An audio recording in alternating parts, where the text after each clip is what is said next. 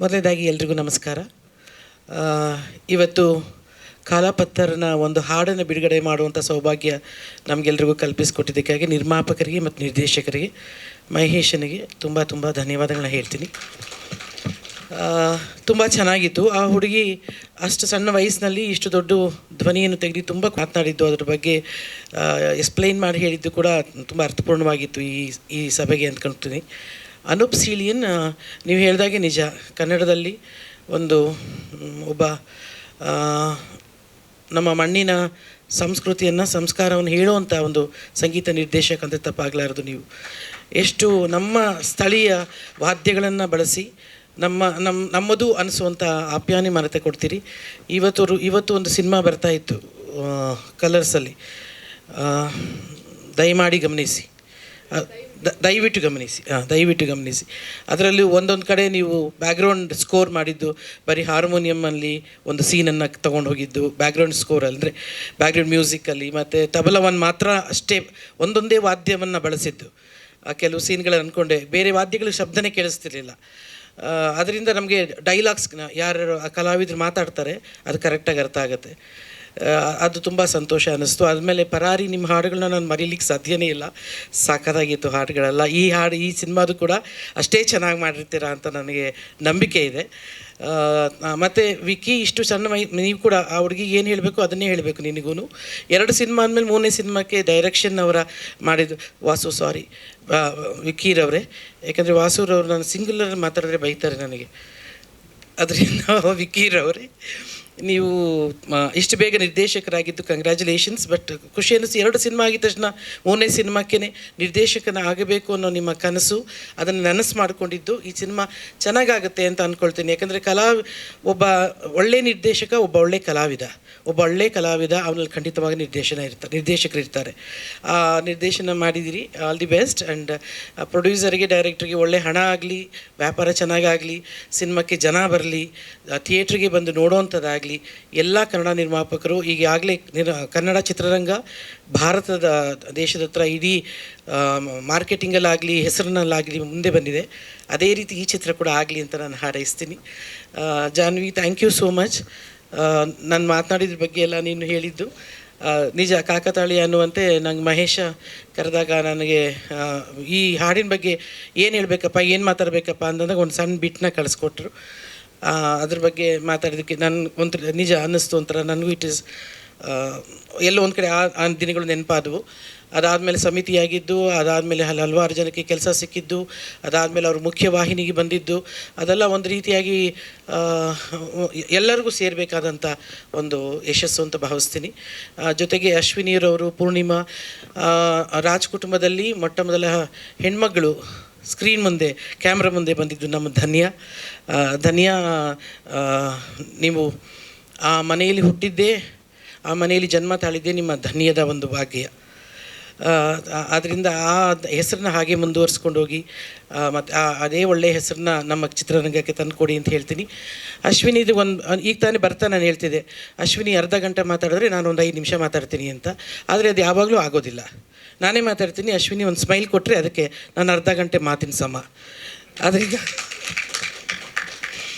ಅಶ್ವಿನಿ ಈಗೂ ಕೂಡ ನೋಡಿ ತುಂಬ ದಿನ ಆಯಿತು, ಅವನು ನೋಡಿದ್ದ ಖುಷಿ ಅನ್ನಿಸ್ತು. Poornima, all the best. Actually ಧನ್ಯನಿಗಿಂತ ಎಲ್ರಿಗಿಂತ ತುಂಬ ಖುಷಿ ಇರೋದು ಯಾರ ಮುಖದಲ್ಲಿ ಅಂದರೆ ನಮ್ಮ ಪೂರ್ಣಿಮಾ ಮುಖದಲ್ಲಿ. ಆ್ಯಕ್ಚುಲಿ ಅವಳೆಲ್ಲ ಸಕ್ಸಸ್ ಹಿಂದೆ ಖಂಡಿತವಾಗ್ಲೂ ನಿನ್ನ ತಾಯಿ ಇದ್ದಾರೆ. ಪೂರ್ಣಿಮಾ, ನಿನಗೂ ಕೂಡ all the best. Jahnavi, thank you. And ಈ ಪ್ರೊಡಕ್ಷನ್ನವ್ರಿಗೆ, ಮುಖ್ಯವಾಗಿ ನಿರ್ಮಾಪಕರಿಗೆ ತುಂಬ ತುಂಬ ಥ್ಯಾಂಕ್ಸ್ ಕರೆದಿದ್ದಕ್ಕೆ. ಹಾಯ್ ಸುನಿ, ನಮಸ್ಕಾರ. Thank you ma'am, thank you very much. ಮಾತಾಡ್ಸು ಅಶ್ವಿನಿ ಮ್ಯಾಮ್, ಆ ಸಾಂಗ್ ನೋಡಿ ಏನು ಅನ್ನಿಸ್ತು ಮ್ಯಾಮ್, ಹೇಳಿ Ashwini ma'am, few words. Okay, ಎಲ್ಲರಿಗೂ ನಮಸ್ಕಾರ.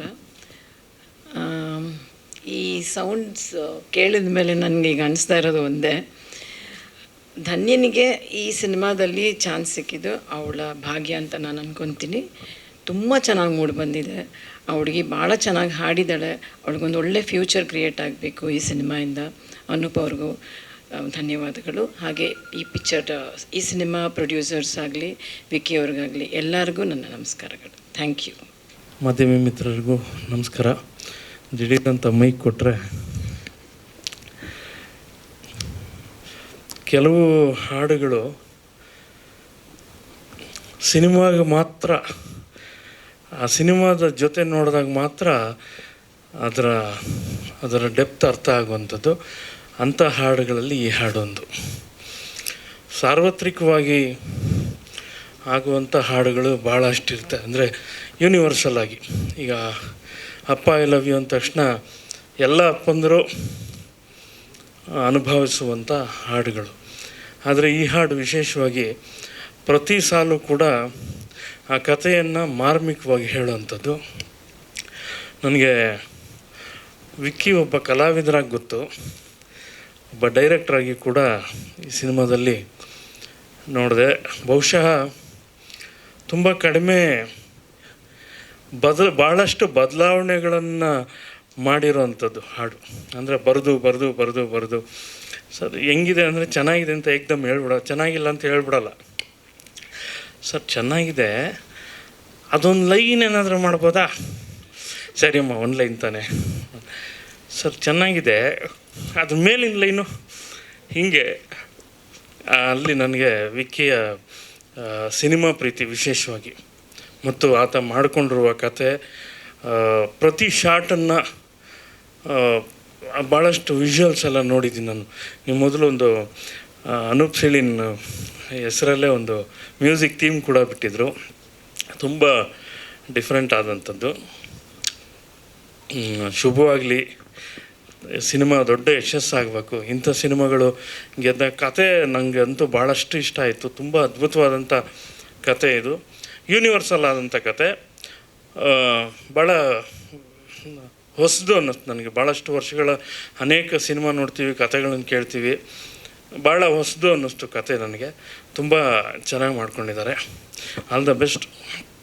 ಇನ್ನು ಅನೂಪ್ ಸೀಳಿನವ್ರ ಬಗ್ಗೆ ತುಂಬ ದೇಸಿತನವನ್ನು ಏಕಕಾಲಕ್ಕೆ ಇವತ್ತಿನ ಯುವಜನತೆಯನ್ನು ಕೂಡ ಸೆಳೆಯುವಂಥ ಸಂಗೀತವನ್ನು ಕೊಡೋದರಲ್ಲಿ ಅನೂಪ್ ಸೀಳಿನ್ ಎತ್ತಿದ ಕೈ.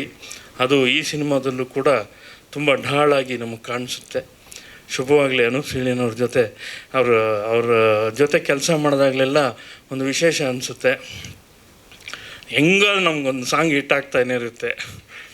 ಒಳ್ಳೆಯದಾಗಲಿ ಅನೂಪ್ ಸೀಳಿನ್ಗೆ. All the best. And cinema ನಿರ್ಮಾಪಕರಿಗೆ, ನಿರ್ದೇಶಕರಿಗೆ, ಇಡೀ ತಂಡಕ್ಕೆ ಶುಭವಾಗಲಿ. ನಾನು ಸಹ ಈ ಸಿನಿಮಾದಲ್ಲಿ ಒಂದು ಪಾಲುದಾರ ಆಗಿರೋದು ನನಗೂ ಹೆಮ್ಮೆ ಇದೆ. ಶುಭವಾಗಲಿ. Thank you.